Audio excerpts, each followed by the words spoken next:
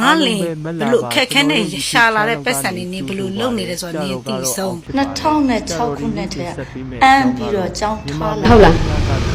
ဘယ်နှခိုင်နေပြီလဲ မနေဘူးလို့အဲ့လိုကြိုက်ပဲကြိုက်တာလို့ ကြိုက်ပဲကြိုက်တာမနေဘူးโอเคအဲ့ဆိုလို့ရှိရင်အခုကဘယ်လိုလုပ်မှလဲနေ ဒီနေ့မှမကြိုက်တော့ ဟမ် ဒီနေ့စကားမ နေ့တစ်ချိန်မှငါနေ့ဟမ် ပြောမပြောစကားမပြောရင်ငါရရှိ မဟုတ်တကယ်ကြိုက်ရင်ယူလိုက်ငါတို့ကြိုက်နေတဲ့ပါဆိုဖောက်ပြန်တာ9ယောက်ရှိပြီနေ့ကို तू ကြိုက်တယ်ဆိုတာငါကတခြားယောက်ျားနဲ့ဖောက်ပြန်နေတယ်လို့ तू ဆွဆွဲပြီးမှငါ့ကိုလက်စားချေချီလို့နေနဲ့ तू နေတာတဲ့ तू ခန်းထဲမှာရောက်နေတဲ့ပစ္စည်းနဲ့မဟုတ်နေ့ဟာမဟုတ်လားပြောကြည့်အဲ့ဆို तू နေတာမဟုတ်ပေါ့တခန်းထဲမှာ तू အိတ်နေမဟုတ်ပေါ့ तू ခန်းထဲမှာရောက်နေတဲ့ပစ္စည်းနဲ့ပစ္စည်းမှန်လားမှန်တယ်အဲ့ तू အိတ်လားမအိတ်လားအမှန်တိုင်းပြောအိတ်တယ် ဟာလေးရှိရတယ် ဘာရှိရပြော ဆက်မရှိအောင်လားအဲ့ဟောကြတော့အဲ့မှာထားထား ဘယ်ဟာကို သူပစ္စည်းလေ မခိုက်လဲလာသူပစ္စည်းရော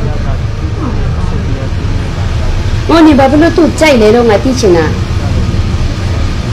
ငါတလောက်ထိတော့ကလေးတွေတွေနဲ့လာနေနေမတွေ့ဘူးလားတွေ့ရမလားတွေ့ရလဲကြိုက်တယ်ပေါ့သူများယောက်ျားကိုနေဟိုကြိုက်တဲ့လူပြိုတွေမရှိဘူးလားမချပြရမလားဟမ်你们学不来了，我们哪天起来你们学不来？你学没学标？ သူရမှာပတ်တယ်နေ 对了，不带来都给你别说你爹们嘞。 တယ်လေသူရဲမှာ 哎，人爹来多少钱了？你还啥钱了？多了不带了，你追来了？啊？你们学了可？俺老包了呢？你老包多了？没钱他了，你们学不了俺熬龙松。地的，没嘛学地的，给你学地的，在的不？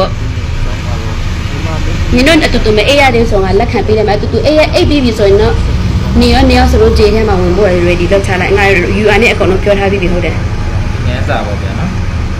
ဟုတ်ကောင်းပါ အားလုံးပဲမ တေ လာ ချာမှ ပါ တ်ထား ကျွန် နော် တော်ရဲ့ YouTube channel ကနေ နေ ကြည့်ဆိုပါတယ်ကြတော့ကတော့ ငါလင်ကို ကြတော့ဒီနေ့ မျိုး တင် မျိုး ဆက် တိမ်သွဲပြီး အကြောင်း နေ ကတော့ စီအောင် မြန်မာ လုပ်ထားတယ် မင်းကတဖြည်းဖြည်းနဲ့ ငါလင်က လာကြပုံ နေ့ရဲ့ ဆက်ပြီးတော့မှာဖြစ်ပါတယ်ပြီးတော့ကြ အဲ့ တော့ ဒီ ရဲ့ YouTube channel ကို အမှ လည်း န်နဲ့ subscribe လုပ်ပြီး ကျွမ်းလို့ဖြစ်မှာပေါ့နော်ငါလည်းရုံမထွက်နိုင်ဘူးထားလိုက်တော့ အားလုံး နေ ပဲ က မလာ ကျင်း ပါ စားတိုက် ကျွန် တာ တော်ရဲ့ YouTube အခု channel နှစ်တအားပျော်ရွှင်နေနေပြောတော့မချူစားဘူးငါလင်စီကဘာတပြားတစ်ချမ်းမှမရထားဘူးပြောတော့နေအခုနေကိုနေသီဆုံးငါလင်စီကငါလင်ဘလို့ခက်ခဲနဲ့ရှာလာတဲ့ပတ်စံနေဘလို့လုံနေတယ်ဆိုတော့နေသီဆုံးအဲ့ဒါကြောင့်မို့ငါလက်တွေ့တော့မင်းဒါပေမဲ့ အားလုံးပဲ လိပ်ပြောင်နေလုံထားတာနေငါကျင်းစားတိုက်ခဲ့မယ် ကြတော့ကတော့ ငါတို့မိသားစုပြိုကွဲပြီးသွားပြီ မြန်မာမိန်းကလေးများကတဖြည်းဖြည်း နင်းသည်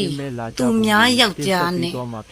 ပျော်ပါပြီးတော့သူတပားမိသားစုပြိုကွဲမှာစိတ်ချမ်းသာပြီးတော့ဘဝကိုတိဆောက်ထားတဲ့နေ မလာပါကျွန်တော်ရဲ့ YouTube channel နေသည်တစ်နေ့ ဆိုပါတယ် ကလေးမမွေးဘူးလို့မပြောနိုင်ဘူး ကြတော့ဒီနေ့တင်ဆက်ပေးမယ့်အကြောင်းကတော့မြန်မာမိန်းကလေးများကတဖြည်းဖြည်း သေချာနားထောင်တာနော် ကင်းမဲ့လာကြပုံကိုတင်ဆက် ငါသားသမီးတွေက ကြတော့ရဲ့ YouTube ဒီရဲ့ကြီးရဲ့ကျိန်တာပေါ့ဗျာနော် လုပ်ပေးခဲ့ပါ လူချစ်လူကီရှိပြီးတော့မေတ္တာအကြည်တက်ရခဲ့တယ် ကနေကြိုးဆိုပါတယ် နေမွေးလာတဲ့သားသမီး ကြတော့ဒီနေ့တင်ဆက် သမီးဖြစ်စေမိန်းကလေးဖြစ်စေ မြန်မာမိန်းကလေးများက ယောက်ျားလေးဆိုရင် ကင်းမဲ့လာကြပုံကိုတင်ဆက်ပေး နင်တို့အပေါ်မှာထွက်လာမဲ့ကလေးသည် YouTube channel ကိုလည်း subscribe ဘယ်ယောက်ျားနဲ့ပဲညာညာနော်ငါယောက်ျားနဲ့ညာမှမဟုတ်ဘူးငါ့အောင်နေတော့ကမျိုးမျိုးစိတ်ဆင်းရဲမျိုးမျိုးပေးခဲ့တဲ့နေတူနေမွေးလာတဲ့ကလေးယောက်ျားဖြစ်စေမိန်းမဖြစ်စေနေကိုကောင်းကျိုးမပေးတဲ့သားသမီးဖြစ်ပါစေနော် တင်ဆက်ပေးသွားမှာဖြစ်ပါတယ်ပြီးတော့ နေသည်ထက်ခါထက်ကစိတ်ဆင်းရဲအောင်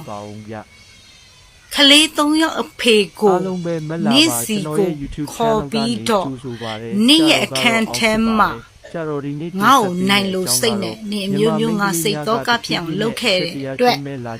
ငါနေတိုင်းခံစားနေရတဲ့အပူဖြစ်တယ်လို့နင်းသည်လဲ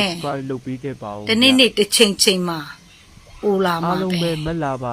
တခုခုကျိန်စာမိခဲ့ ပါတယ်ကြတော့ကတော့အောင် ငါကျိန်တိုက်ခဲ့တယ်ဆိုတာနေမမေ့နဲ့ အကြောင်းကတော့မြန်မာမိန်းကလေးများက ပျော်လေးပေါ့ အရှက်တရား အခုနင်းပြောနိုင်နေသေးတယ်နော် ဆက်ပေးသွားမှာ နင်တို့ပျော်နေတဲ့ချိန်မှာ YouTube channel ငါတို့ရင်ထဲမှာအပူမီးတွေနဲ့ ပါဦးဗျ နော် မရဲ့ကြီးကိုဘလို့ပဲဖြစ်ဖြစ်ဂယုမစိုက်ဘူးဆိုတဲ့ဟိုအကောင် ကျူဆိုပါတယ် နေအသက်40ကျော်လာပြီနော်နေ့သမီးရွယ်တဲ့နေဖောက်ပြန်ထားတာ မိ နော် န်းကလေးများက နေနဲ့ကိုကြီးမစာလောက်ခဲ့တဲ့ညာအများကြီး တင်ဆက်ပေး အဲ့ဒီ တော့မှာ အတွက် ဖြစ်ပါတယ်ပြီးတော့ကြတော့ နင်းသည် channel စင်စစ်ပြင်ထားပါ subscribe လုပ်ပေးခဲ့ပါဦး ငါလုံမှာတော့တေးချတယ် အားလုံးပဲမလာပါ နော် ကျွန် ဒီ တော် ကြားနေ YouTube channel ကနေကြိုဆိုပါတယ်ကြတော့ကတော့အောင်ဖြစ်ပါတယ်ကြ အား တော့ တရားလာပြန်ပြီ ပြီးမဲ့အကြောင်း ဒီ ကတော့ comment လေးကိုမြင်လို့ကျွန်မ အ အကြောင်းပြလိုက်တာကျွန်မတော်တက်တာကောက်ဖက်ဆိုဖြစ် comment မှာအကြောင်းပြလေးမရှိဘူး reply ပြန်လေးရှိ channel ကိုလည်း subscribe လုပ်ပေးခဲ့ပါဦးဗျာ ငါရဲ့မျက်လုံးထဲမှာတော့ဒီမိန်းမမ အားလုံး ပြ ပဲ တ် မ နိုင် လာပါကျွန်တော်ရဲ့ YouTube ဒါ channel လုပ် က ပေး နေကြိုဆိုပါ ဟုတ်တယ်လေကိုယ့်ယောက်ျားကမပြတ်နိုင်တာဘာဖြစ်တော့ ကြတော့ဒီ သူများယောက်ျားကိုသွားပြီးတော့ အကြောင်းကတော့ မင်းငယ်ခံရမှာ မိန်းက မဟုတ် လေး ဘူး များကတဖြည်းဖြည်းနဲ့ ဟုတ်ဘူး ရှ လား က်တရားကင်းမဲ့လာကြဖို့ကိုရှင်းဆက်ပေးသွားမှာဖြစ်ပါတယ်ပြီးတော့ ကျမယောက်ျားကိုကျမမပြတ်နိုင်တာလေ အဲ့တော့မရေးကြီးဘူး ဟုတ်ဘူးလားပြတ်တာမပြတ်တာကျမအပိုင်းလေ အားလုံးပဲ ဟုတ် မလာပါကျွန်တော်ရဲ့ YouTube channel ကနေကြိုဆိုပါတယ်ကြတော့ မျက်လုံးထဲမှာမပြောနဲ့စိတ်ထဲမှာလည်းမပြော အကြောင်းကတော့ ကျမတို့ပေါင်းလာအနှစ်နဲ့ ကတဖြည်းဖြည်းနဲ့အရှက် သမီးက တရား 16နှစ်နဲ့3လရှိပြီ ရှင်းဆက်ပေးသွားမှာဖြစ် အလကားရလာ ပြီး မှာ တော့ကြ ကျ တော့ မရဲ့အချိန် YouTube channel ကိုလည်း ဒီလား subscribe လုပ်ပေးခဲ့ ကျမဖန်မြို့မှာလေအခက်တော့ အားလုံး ကျ ပဲ မ မ မင်္ဂလာ လာပါ ဆောင် ကျွန်တော်ရဲ့ YouTube channel ကနေ မင်္ဂလာဆောင်ခဲ့တဲ့အချိန်က ကြတော့ကတော့အောင်ဖြစ်ပါတယ်ကြတော့ 2000နဲ့ အကြောင်းကတော့မြန်မာမိန်းကလေးများက 6ခုနှစ် တဖြည်းဖြည်းနဲ့ မေးကြည့်လိုက်ပါ ရှက်တရားကင်းမဲ့လာကြဖို့ကို ဖန်မြို့မှာလေနဲ့ကျဲချသူဖိတ်စာကိုအဆောင်တစ်ထောင် subscribe လုပ်ပေး စိုက်ပြီးတော့ခန်းခန်းနာနာဆောင်လာတာ တော့ချမ်းသာ အား နော် လုံးပဲမလာပါ အခုခေတ်မှာမင်းသမီးတွေက6ပွဲတို့3ပွဲတို့ဆောင်တဲ့အချိန်မှာအခက်တည်းကကျမတို့က3ပွဲဆောင်လာတာ မြန်မာမိန်းကလေးများကတဖြည်းဖြည်းနဲ့အရှက်တ နော် ရာကင်းမဲ့လာ ထက်ရှင်အောင်ပြောပြလိုက်အောင်မယ်မပြတ်တော့ပါပြတ်တော့ တော့ကြတော့ရဲ့ ကျမကိစ္စလေ ကိုလည်း subscribe လုပ်ပေး ရှင်းသူပါလို့လားဟမ်တိတ်အားနေလား ပဲမလာပါကျွန် တိတ်အားနေရဆိုကျမဆိုင်မှာလာပြီးတော့တန်ရှင်းလာလုပ်ပေးပါလား ဖြစ်ပါတယ်ကြတော့ဒီနေ့တင်ဆက်ပေးမယ် ရန်အားနေလား မြန်မာမိန်းက ဒီလိုလေးကြော်သွားလိုက်လို့ရတယ်လေ ဒီမဲ့လာကြဖို့ကိုတင်ဆက် လက်လေး ပေး နဲ့ တော့မှာဖြစ်ပါတယ် ကျမလက်ဒီလိုကောင်းမကိုကြော်သွားလိုက်လို့ရတယ်ဒါပေမဲ့စော်ကားလွန်အားကြီး ကြတော့ ပြန်ပြောတာ ဖြစ်ပါတယ် ဆူဆူလေးပဲနော် ဟုတ်တယ်နော် ဆက်ပေးမယ်အကြောင်း မရင်ငယ်မသာလာပြီးတော့မင်းနဲ့လာမခံဘူးဆိုရင်ပြက်နိုင်တာမပြက်နိုင်တာမဆိုင်ဘူးကျမတို့ကမိကောင်းဖခင်သားသူကျမရဲ့ generation ကိုစုံစမ်းကြည့်လိုက်အောင်နော် အားလုံးပဲမလာပါကျွန်တော်ရဲ့ YouTube channel ကနေကြိုဆိုပါတယ်ကြတော့ကတော့အောင်ဖြစ်ပါတယ်ကြတော့ဒီနေ့တင်ဆက်ပေးမယ်အကြောင်းကတော့ ကိုယ့်ဟာကိုယ်ရောကိုယ့်အလုပ်ရောကိုယ်ရောရှိရလား တင်ဆက် လုတ်စရာအလုပ်ရောရှိရလားကျမလိုရောနေနိုင်စားနိုင်ရလား4000တန်လမ်း4000တန်လမ်းမကြီးပုံမှာလေ မလာပါ ကျမနေတာသိလား ကြိုဆိုပါတယ် ကျမတိုက်လေးတက်တိုက်တင်းနေနေတာကျမလိုပတ်စံရှာနိုင်ရလား ပြီးမဲ့အကြောင်းကတော့ ဟမ် မြန်မာမိန်းကလေးများကတဖြည်းဖြည်း ကျမဝေဖန်အောင် ဒီမဲ့လာကြဖို့ ရှမ်းဘလောက်တည်တော်နေလို့လို့ ပြီးတော့ကြတော့ရေး တနာရဲ့ ကိုလည်း subscribe သိလား လုပ်ပြီးခဲ့ပါဦး ကျမတနန်းတင်နေဒီ comment ကိုမြင်လိုက်လို့ပါ အားလုံးပဲမလာပါ သိလား ကျွန်တော်ရဲ့ တနန်းနာတဲ့ချိန်ကိုလို့ပြန်လိုက်တာဒါမှမဟုတ်ဆိုရင်အဖက်ကိုမလို့ ကြတော့ဒီနေ့တင်ဆက်ပေးမယ်အကြောင်း ကျမတို့က social media မှာအလုပ်လုပ်နေတဲ့သူဒီလိုစကားမျိုးရှင်းကြော်သွားလိုက်လို့ရတယ် တော့မှာဖြစ်ပါတယ်ပြီးတော့ ဘယ်လိုဖြစ်လို့လဲသူတို့နဲ့အတူငေးလိုက်သွားချင်လို့လား ဟိုးကိုငယ်ရဲ့ကိုရှူနေတယ်ကျမတောင်နေသားရင်နေတာလေကျမယောက်ျားကျမလည်းပြတ်နိုင်တာဘာဖြစ်တော့ ကြတော့ဒီနေ့တင်ဆက်ပေး ရှင်ယောက်ျားလည်းမဟုတ် မြန်မာမိန်းကလေး ဟုတ်ဘူးလား ဖြည်းဖြည်းနဲ့ရှက် ရှက် ပြ ဘူးလား မဲ့လာကြဖို့ကို ကိုယ့်ကံနဲ့ တင်ဆက်ပေးတော့မှာ ကို ဖြစ် ယ် ပါတယ်ပြီးတော့ကြတော့ရဲ့ YouTube channel ကို ကို ယ့်ကိုယ် လည်း subscribe လုပ်ပေးခဲ့ ဥစ္စာဖြစ်အောင်မျက်လုံးနဲ့မကလို့ အားလုံးပဲမလာပါ စိတ်ထဲရပဲ ကျွန်တော်ရဲ့ YouTube channel က လာကြည့်လေ ဆိုပါတယ် နော် ကြတော့ ကျမကိုဝေဖန်နိုင်နေ ကြ ဆို တော့ဒီနေ့ ကျ တင် မ ဆက် လို ပေး အစ မယ့် တန်းကြအောင်ရင်စူးစား မိန်းက ဖို့ လေးများကတဖြည်းဖြည်း သိလား ရှက်တရားကင်းမဲ့လာကြဖို့ကိုတင်ဆက်ပေးတော့မှာ ကျမတို့ကမိဘဘက်ကောင်ကြောင့်ချမ်းသာလာမှာမဟုတ်ဘူးကိုယ့်အကို ZTV ချမ်းသာလာပြီးယောက်ျားကို2006ခုနှစ်ထဲ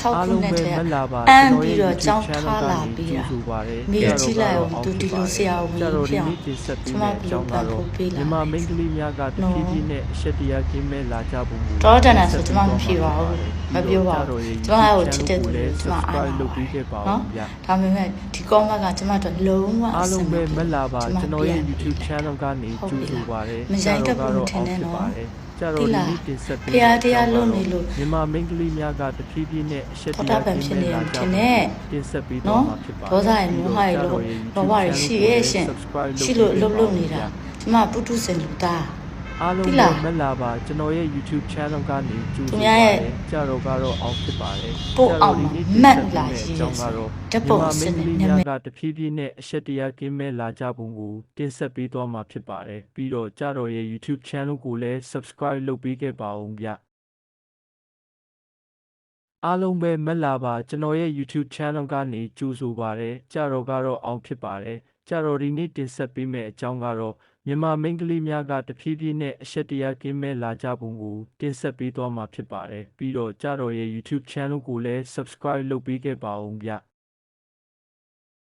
အားလုံးပဲမလာပါကျွန်တော်ရဲ့ YouTube channel ကနေကြိုဆိုပါတယ်ကြတော့ကတော့အောင်ဖြစ်ပါတယ်ကြတော့ဒီနေ့တင်ဆက်ပေးမယ့်အကြောင်းကတော့မြန်မာမိန်းကလေးများကတဖြည်းဖြည်းနဲ့အရှက်တရားကင်းမဲ့လာကြပုံကိုတင်ဆက်ပေးသွားမှာဖြစ်ပါတယ်ပြီးတော့ကြတော့ရဲ့ YouTube channel ကိုလည်း subscribe လုပ်ပေးခဲ့ပါဦးဗျ